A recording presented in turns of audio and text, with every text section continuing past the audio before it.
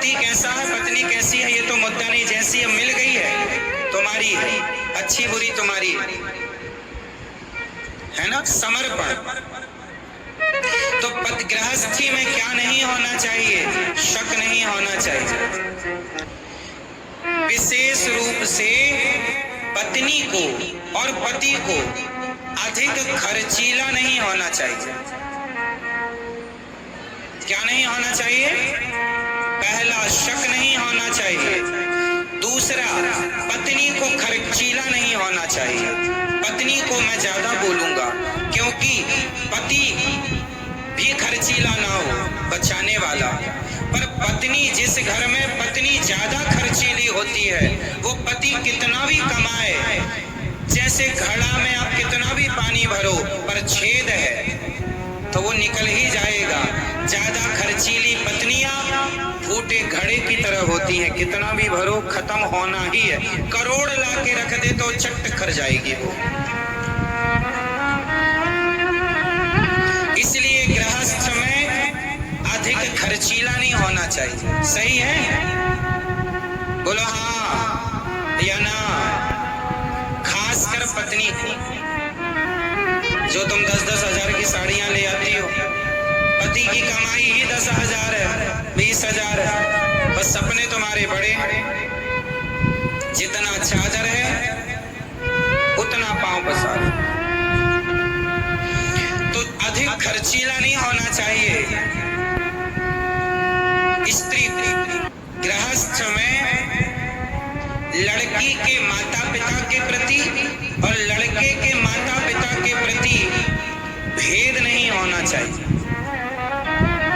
इसको समझाऊंगा, समझो। मतलब जो पत्नी की माँ है, मतलब पत्नी की माँ मतलब आपकी माँ और आपका पिता। कई पुरुष क्या होते हैं, लड़की के माता पिता को इग्नोर करते रहते हैं। पुरुष लोग, अरे तुम्हारे माँ बाप तो ऐसे ही हैं, तुम्हारे माँ बाप ऐसे ही हैं, ऐसे ही हैं। तो फिर लड़की क्या करती है? तुम हमारे माँ बाप को इग्नोर करते हो, वो भी अपने सास ससुर को इग्नोर करने लग जाती है। हमें भी कोई मतलब नहीं है सास ससुर से, चूल्हे में जाए। क्यों? ये नहीं होना चाहिए।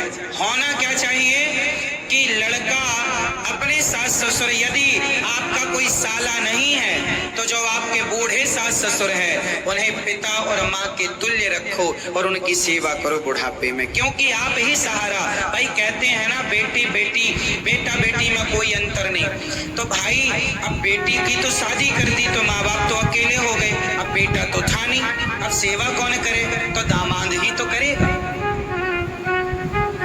तो लड़के को ये नहीं होना चाहिए कि ये हमारे माँ बाप नहीं है, ना जी तुम्हारे ही।